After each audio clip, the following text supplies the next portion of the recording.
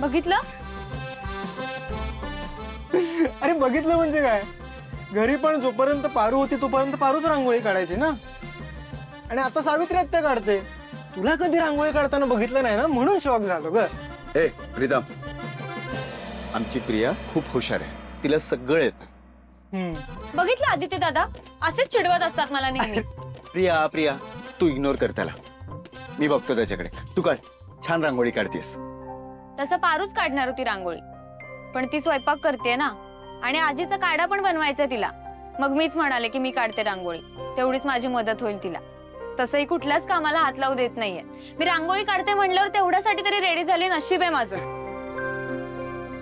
हा पण एक गोष्ट तर आहे, रांगोळी एकदम मस्त काढलीस तू, काय पण बोल. आता मला पण शिकव.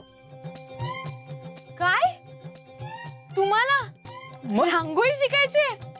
का नाही? बरं ठीक आहे, शिकवते. हा, हे ना हात असं पकडा. असं हे? हा, आता ह्याच्यावर अशी टिचकी मारा. हो, परफेक्ट. आता ते मला कर. जमलं नाहीये, करा ट्राय. ऐक प्रीतम, मला जमणार, थांब. अरे कशाला उगाच. हे बघ, असतं ना. पण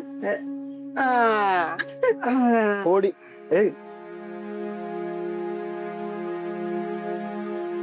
वहिनी, मला पण शिकवा ना रांगोळी काढायला. अहो चाललात कुठे? मला पण शिकवा ना असा हात धरून रांगोळी काढवायला. उठ उठ. ते आपल्याकडे पाहुणे आहेत, त्यामुळे तू प्लीज त्यांच्यासोबत कुठली फालतूगिरी करू नकोस.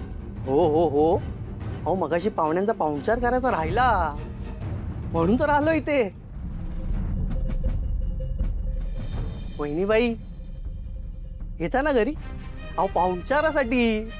दादा सोड सोड सोड सोड सोड.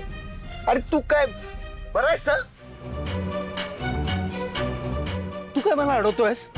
अरे तो प्रियाला बोलतोय, तुला कळत नाहीये? अरे तू नवरा आहेस ना तिचा, मग तू नाही. अरे त्यांची जरा खोडकर वृत्ती दिसते, त्यामुळे आपण नको लक्ष देऊया. सोड ना, आपला पण मूड खराब होईल.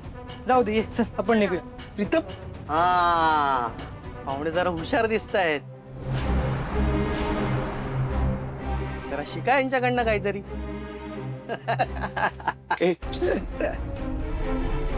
किती डेंजर माणसं राहतात इथे. आदित्य दादा, तुम्ही कसं मॅनेज करताय सगळं? नाही प्रिया प्लीज. हे बघ, ऍक्च्युली चाळीत सगळी लोक खरंच खूप चांगली आहेत. हा एकटाच आहे नालायक. चाळीतल्या सगळ्या लोकांना हा त्रास देतो. I am really sorry. चल आपण निघूया.